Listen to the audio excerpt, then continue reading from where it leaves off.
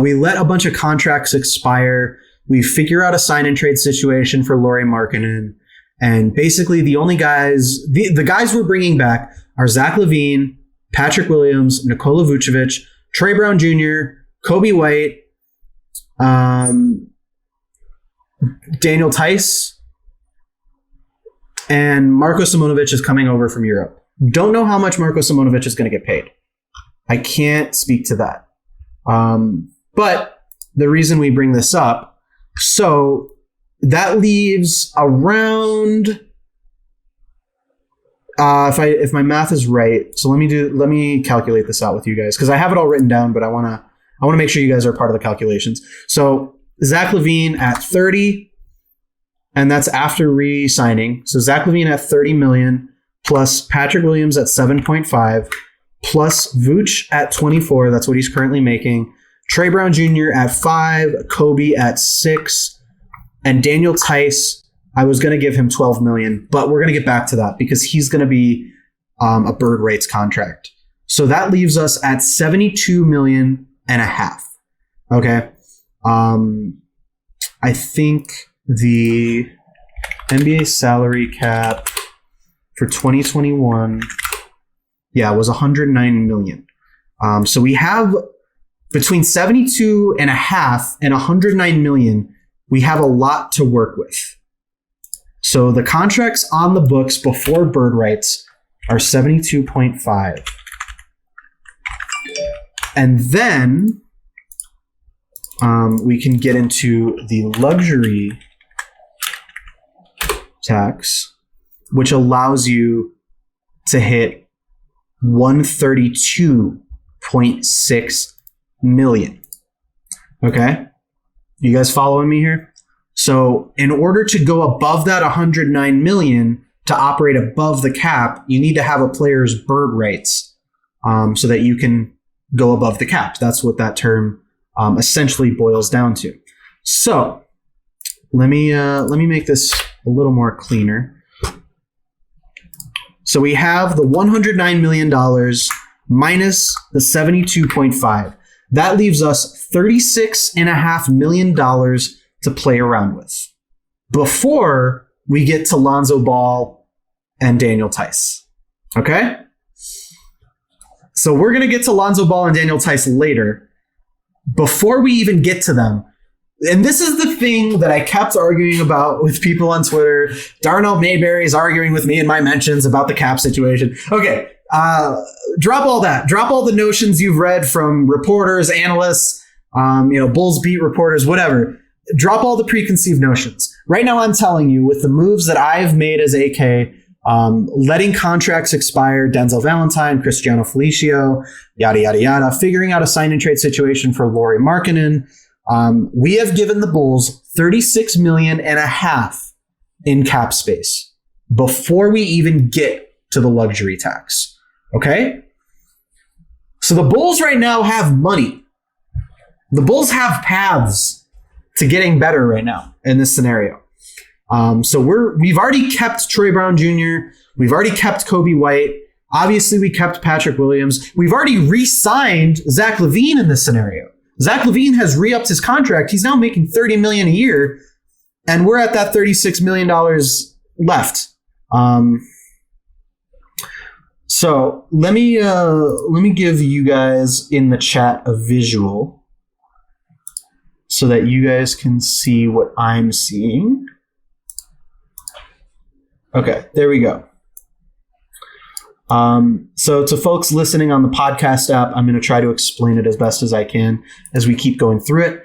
To folks watching on Twitch, I just put on the screen the contracts that I'm looking at. So you can sign DeMar DeRozan for $20 million. He might want more than that, but that still plays in to your 36.5 that you have left over from the cap. So cap space is 36.5. So you can add a DeMar DeRozan for 20. You can add a TJ McConnell for 3 and a Markieff Morris for 5. This is something that we went through a couple weeks ago on the live stream. So you can do that, and you're still under the cap. So once we do that, here, let's look. So once we have the 72.5, and we add DeMar DeRozan at 20, we add TJ McConnell at 3, and we add Markieff Morris at 5. That takes us to $100.5 million. Okay? We're still under the cap. We're still under the luxury tax. Now you can make a trade for Lonzo Ball. Okay? You make a trade for Lonzo Ball. You add $20 million, let's say. Ideally, we're only going to give Lonzo 20. It might end up being more than that. You give Lonzo 20. You give Tice 12.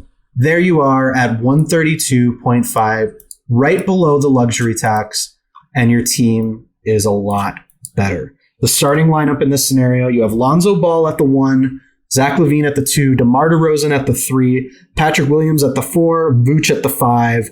You've got Kobe, Troy Brown Jr., TJ McConnell, Markieff Morris, and Daniel Tice coming off the bench, with Marko Simonovic eventually coming over from Europe. So that's what we were able to do with the cap. I want to go back to this point that I feel like people miss a lot. People look at our cap situation and they think that we're in cap hell. We are not. We have so many avenues to spend money this offseason. All we need to do, we need to shed those contracts, the ones that are bad, and then we need to sign players from free agency first. We sign these guys, like I was saying, TJ McConnell, Markieff Morris, DeMar DeRozan potentially. It doesn't have to be these guys specifically. But you sign these guys first to eat up some of that cap space. And then when you get around to the $100 million range, that's when you re-sign Daniel Tice. You have his bird rights. You can go over the $109 million cap. That's when you look for a sign and trade for Lonzo Ball. You can go over the $109 million cap and make it all the way to $132.6 million. It might actually go up this offseason too. So when people tell you that the Bulls are in cap hell, you look at them and you say, no, you are wrong. I listened to some dude named Arturas Fan Club talk about it. And there is more money and more cap space out there than is being talked about, than is realized by a lot of Bulls fans. You know, the argument that I got into with Darnell Mayberry from The Athletic, his argument was, well, what players are you going to go find? Well, how are you going to replace the guys that aren't playing now, the guys like Denzel Valentine, Felicio? How are you going to replace those guys with players who do play? This is it. Right here. I'm showing it to you. Right here, this bench is an upgrade. And you can do more with this money. With this 36.5, you don't have to sign DeMar DeRozan for 20. Someone in the chat mentioned Will Barton. You can do other things with this 36.5. You can get more players. You could look at maybe Malcolm Brogdon. There are so many different avenues to improve this team. So when people say that we're hamstrung or that the cap situation is screwing us over or this or that, they're not right. And they're not looking at the bigger picture. Because there is so many things that can happen. There are so many things that can happen. I'm going to keep preaching it. $36.5 million if we shake this offseason outright. I'm going to have to say bye to Thad Young. I'm going to have to say bye to Tomas Satoransky. It is what it is. You're going to have to find trades for those guys. I'm sure you can find a trade for Thaddeus Young. I'm sure someone out there will give you a pick for him. And maybe another player. Who knows? Maybe you flip another player. Let's get back to the chat. I was kind of neglecting you guys. Someone mentioned Lowry. I would love Lowry. Depends what you would have to, Kyle Lowry, that is. Depends what you would have to pay for Kyle Lowry, but maybe that works into the 36.5. That's what I'm saying. You know, there are so many ways you can maneuver this 36.5 million, and that's before you even get to the luxury tax. There's so much money to be spent here, guys. Robert Covington or Miles Bridges. Not a huge Robert Covington fan, especially with our crowded front court. It depends what you'd have to give up for Miles Bridges. Ben Simmons, no thank you. I'd hit up. Johnny says he'd hit up the Warriors and try to send a top 4 pick. For who? Are you talking about Steph? Oh boy. I think Jelani wants to trade for Steph. I don't know if the Warriors aren't trading Steph. That's never going to happen.